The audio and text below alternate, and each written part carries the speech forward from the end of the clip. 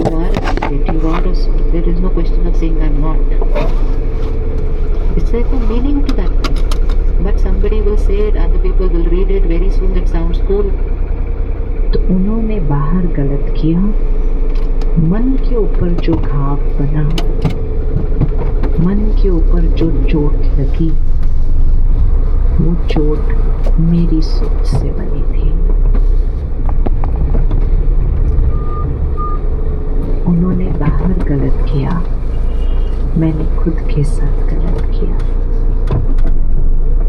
आज सबसे पहले खुद को क्षमा करें और खुद से कहें मैं प्रेम स्वरूप आत्मा हूँ। सबसे पहले खुद से प्यार करते हैं और फिर उनको सामने लाएं और उनको क्षमा करें। आज सिर्फ एक संकल्प करें और क्षमा की शक्ति शुरू हो जाएगी। उनको सामने लाएं और कहें बीती बीती बातें खत्म हुई, अब खत्म हुई, पुरानी बात है वो खत्म हुई। मैं आपको क्षमा करती हूँ और मेरी तरफ से आपको ढेर सारी दुआएं। बस 3 संकल्प दोहराइए मन में। अगर वो पुरानी बात है ना, तो अगले 4, 5, 10 दिन के लिए सिर्फ रात को सोने से पहले ये 3 संकल्प रोज दोहरा दीजिए। क्या करना है? सिर्फ रात को सोने से पहले ये 3 संकल्प रोज दोहरा देना। बात खत्म हुई, मैं आपको क्षमा करती हूँ और मेरी तरफ से आपके लिए दुआएं। 3 संकल्प रोज दोहरा देंगे ना, तो वो जो घाव जो बना था उस पर दवा लगनी शुरू हो जाएगी और दर्द धीरे धीरे खत्म हो जाएगा। हमने अपने संकल्पों से ही घाव बनाए थे, अपनी सोच से ही दवा लगाएंगे। तो हम जो दूसरे को दुआ देते हैं, वो दूसरे को देने वाली दुआ हमारे मन के लिए दवा बन जाती है।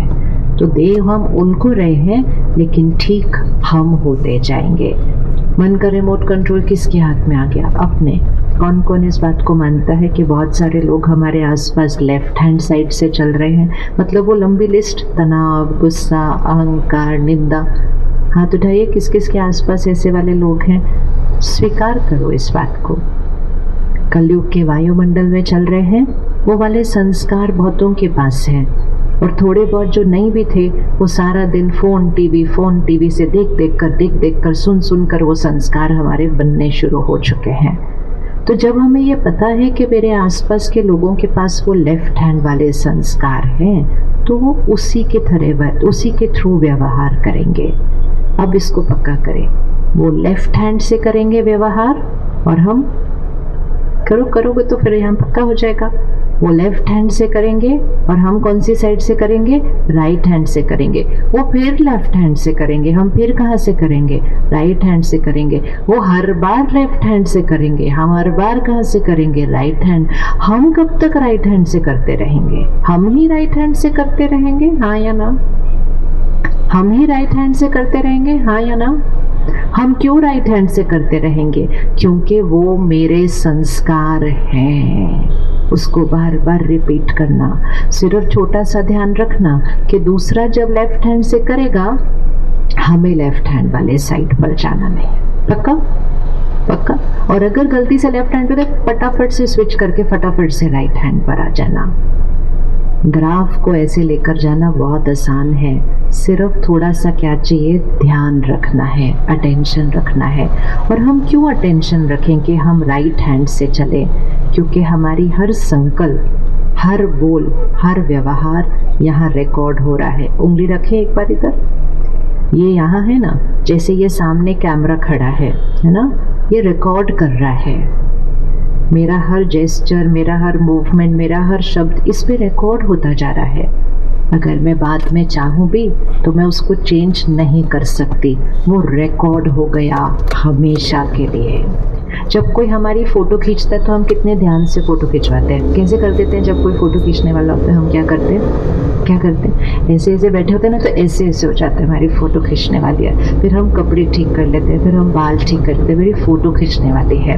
और फिर अगर आपको आपकी फ़ोटो कल व्हाट्सएप पे इस पूरे ग्राउंड की भेजें जहाँ हज़ारों लोग बैठे हैं, जैसे ही आपके सामने फोटो आएगी आपका ध्यान पहले कहाँ जाएगा?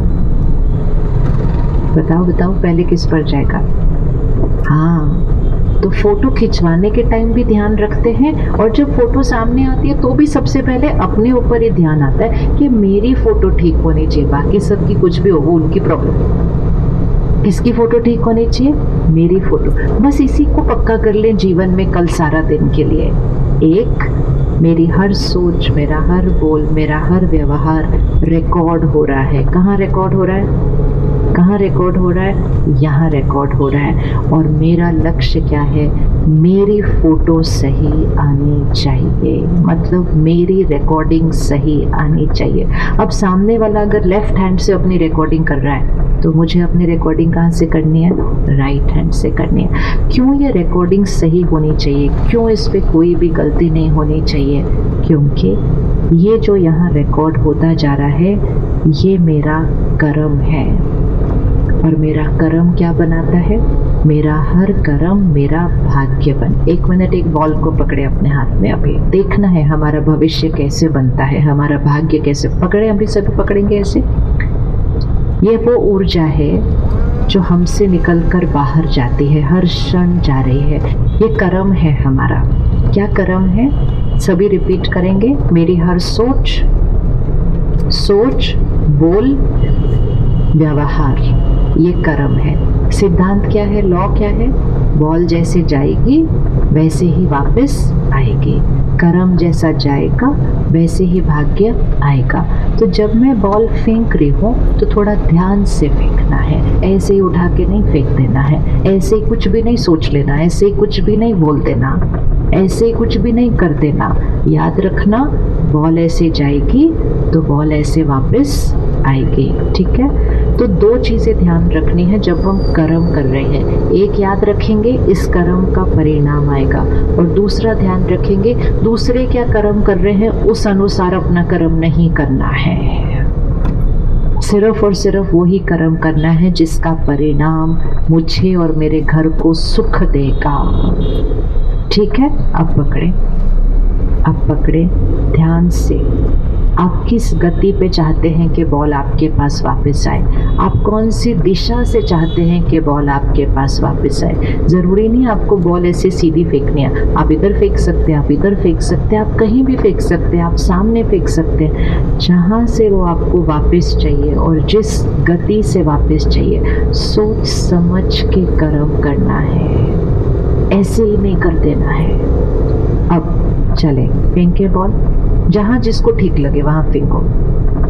कोई इधर फेंकेगा, कोई उधर फेंकेगा, कोई सामने फेंकेगा, कोई उधर फेंकेगा।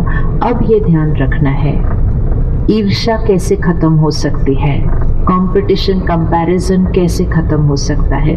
जिसने जिस जिस दिशा में बॉल फेंकी और जिस जिस गति से फेंकी, अब उसको देखिए, सिर्फ विजुअलाइज कीजिए, सबकी गेंद वापस आ रही है उनके पास। आ रही है ना? आ रही है, सबकी गेंद वापस आ रही है। किसी की यहाँ से आएगी, किसी की यहाँ से आएगी, किसी की यहाँ से आएगी। ईर्ष्या मतलब दूसरे की आती हुई गेंद को देखते हैं और बोलते हैं इनको कैसे ऐसे सब मिला, मुझको क्यों नहीं मिला? क्या ये संकल्प सही है? क्या ये कर्म सही है? नहीं। तो जैसे ही मन कहे इनको ऐसा क्यों मिला, मुझे क्यों नहीं मिला, तो तुरंत अपने आप को कहना इन्होंने ये वाली गेंद फेंकी थी इसलिए इनके पास वो गेंद वापस आ गई। अगर मुझे वैसे वाली गेंद चाहिए तो मुझे भी वैसे वाला कर्म करना है, मेरे पास भी वापस आ जाएगी। दूसरे से गेंद फेंकना सीख सकते हैं। दूसरे की गेंद को देखकर ईर्ष्या करने से मेरी फिर से गलत वाली गेंद चली जाएगी, क्योंकि ईर्ष्या लेफ्ट हैंड वाले साइड का कर्म है। ठीक है? तो जैसे ही मन ईर्ष्या करना शुरू करे, फटाफट से 1 सेकंड रुको और ज़बरदस्ती अपने आप से बुलवाओ, उनकी सफलता में मुझे खुशी होती है। बोलिए सभी एक बार। अब देखना क्या हुआ। जैसे जैसे हमने ये 3 संकल्प किए ना, उनकी सफलता मुझे बहुत अच्छी लगती है, उनको और सफलता मिले। जैसे हम ये संकल्प कर रहे थे, हम एक अच्छी वाली कर्म की गेंद बाहर फेंक रहे थे। और जैसे ही हम ये संकल्प कर रहे थे, क्यों उनको सफलता मिली, ऐसा उन्होंने क्या किया जिसको उनसे ज़्यादा मेहनत तो मैंने की है, तो उस समय हम 3 गलत नेगेटिव कर्मा की बॉल फेंक रहे थे।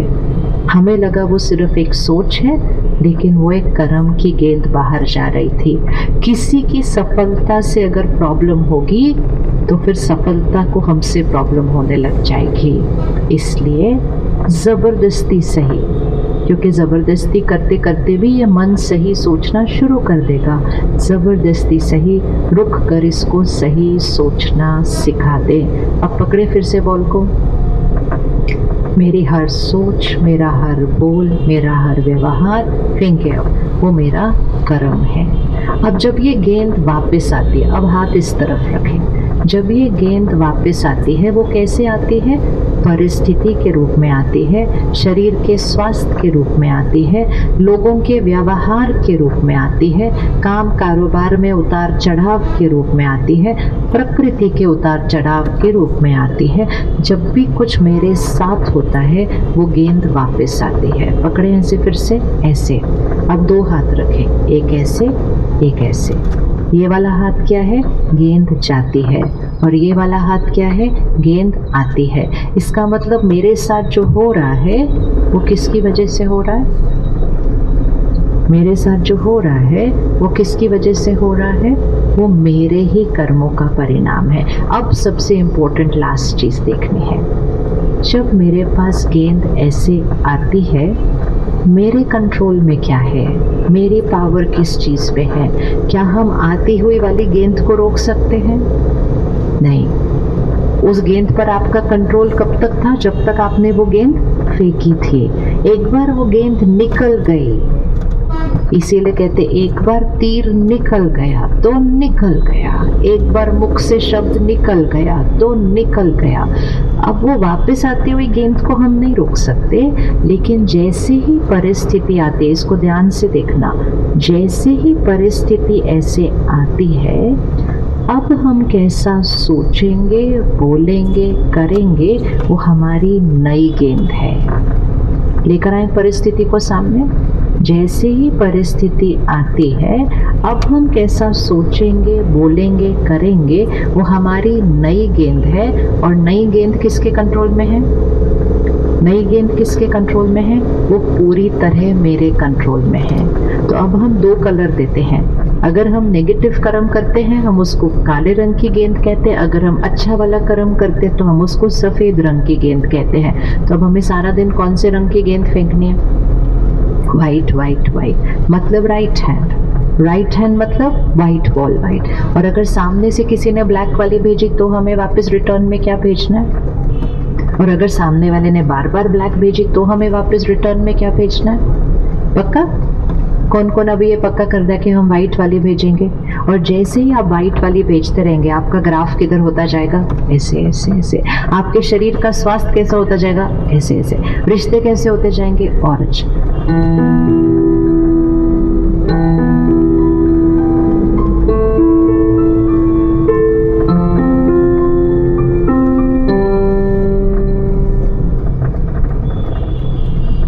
लेकिन भाई मूर्छित हो गया। किसी ने कहा कि रावण का एक वैद्य है सुषेण, उसे उठा लाओ, उसको ले आओ तो वो इलाज कर देगा।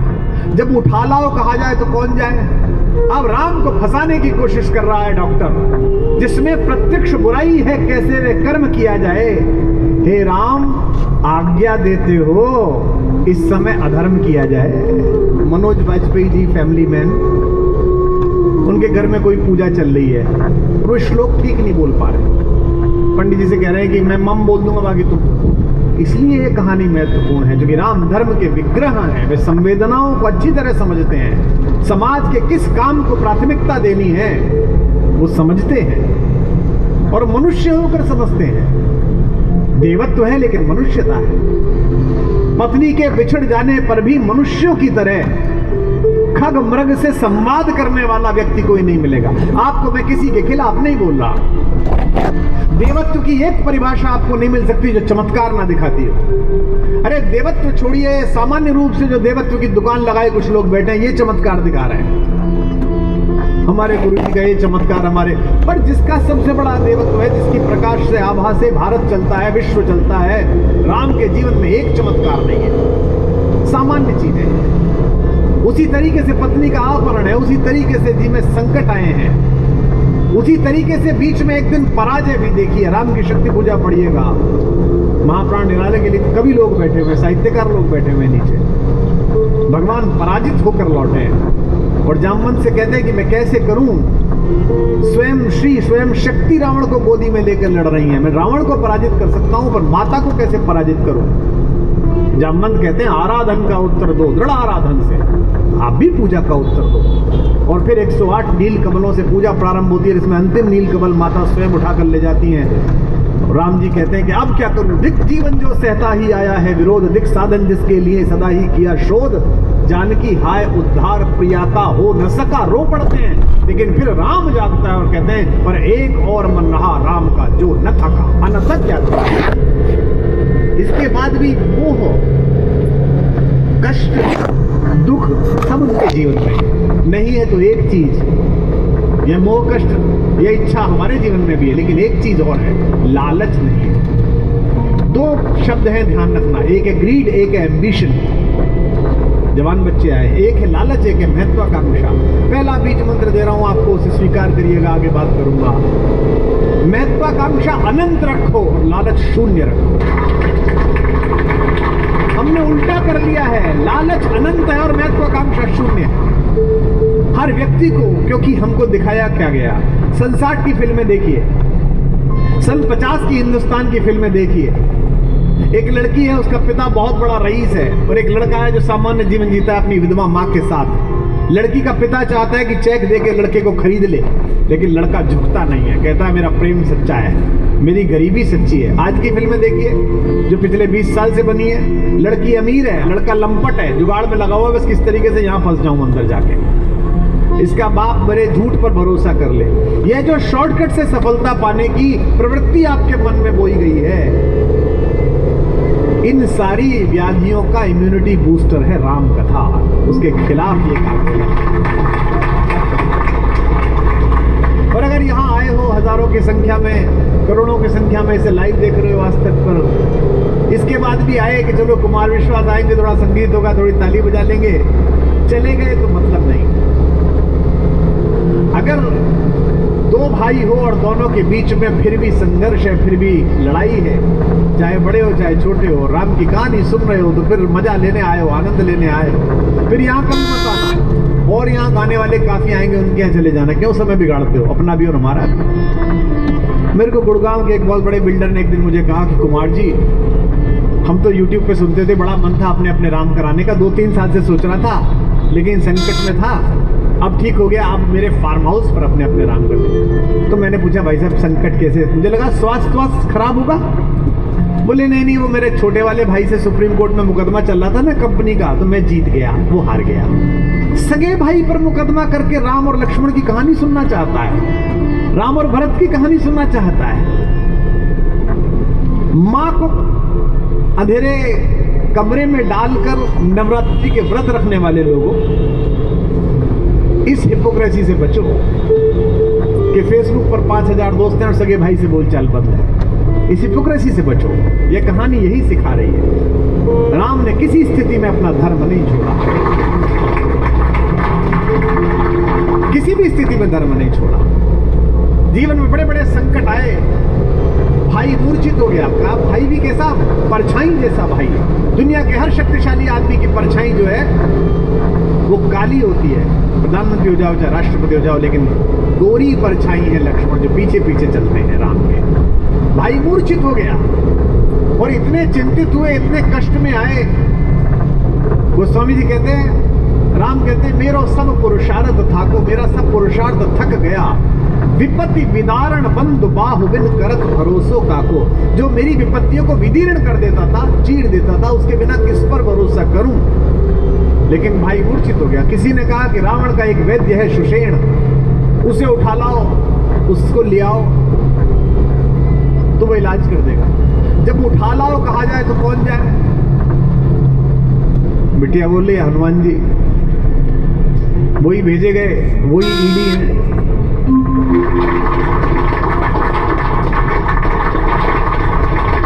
वही सीबीआई है, तो जाओ लेके आओ। लेने गए। अब हनुमान जी के साथ समस्या है कि रात को पहुंचे, सुषेण सो रहे थे। उसके कमरे में पहुंच तो गए युक्ति से। अब दो तरीके हो सकते थे, उठाते और फिर लेके आते। उन्हें लगा पता नहीं ये शोर मचाए, नाराज हो, डरे मुझे देख के, तो उनके पास ऐसे लोगों को उठाने की, ऐसी स्थिति में उठाने की दूसरी युक्ति है, पूरा ही ले चलो। तो वो सुषेण को उसके पलंग के साथ उठा लाए और लाकर वहां रख दिया जहां लक्ष्मण जी भगवान राम की गोदी में लेटे हुए हैं। और फिर सुषेण जी के मुंह पर छींटे मारे। सुषेण जी उठे, सोए घर में थे, यहां देखा इधर बंदर खड़े, इधर रीछ खड़े। पहले तो समझा स्वप्न चल रहा है, फिर आंख मली तो देखा कि वास्तव में, और सामने रघुराई। विभीषण महाराज ने कहा कि महाराज एक संकट आ गया है, आपको हम लाए, इसके लिए क्षमा चाहते हैं। ये इनके भाई है, इनको मूर्छा लग गई है, तो ये कैसे सही होगी। उन्होंने नाड़ी परखी, समझ आ गया कि मेरे बिना कोई बचा भी नहीं पाएगा, वैद्य तो मैं ही हूं। जागा सुषेण रामदल में, कवियों साहित्यकारों जो यहां आए हो सुनो। जागा सुषेण रामदल में, सम्मुख देखा रघुराई है। छोटे भाई को गोद लिए व्याकुल वे जेठे भाई हैं। मनमोहन श्याम सलोना मुख इस समय आंसुओं से तर है। मानो पानी से भरा मेघ झर लगा रहा पृथ्वी पर है। अब सुषेण ने पासा फेंका कि जरा देखो तो सही, बड़ी मर्यादा की बात चलती है मेरे मालिक के शत्रु। सुषेण किसकी सैलरी ले रहा है? रावण की। इलाज किसका करने आया है? राम के भाई का, शत्रु के। सुषेण ने कहा परीक्षा लेता हूं ये राम कैसा है। सुषेण ने कहा मैं वैद्य दशानन के घर का, मैं रावण का डॉक्टर हूं, किस तरह आपका काम करूं। अनुचित होगा यदि बैरी के लंकापति के आराम करूं। आप तो लंकापति के बैरी हैं, जिसमें प्रत्यक्ष बुराई है, कैसे वह कर्म किया जाए। अब राम को फंसाने की कोशिश कर रहा है डॉक्टर, जिसमें प्रत्यक्ष बुराई है, कैसे वह कर्म किया जाए। हे राम, आज्ञा देते हो इस समय अधर्म किया जाए।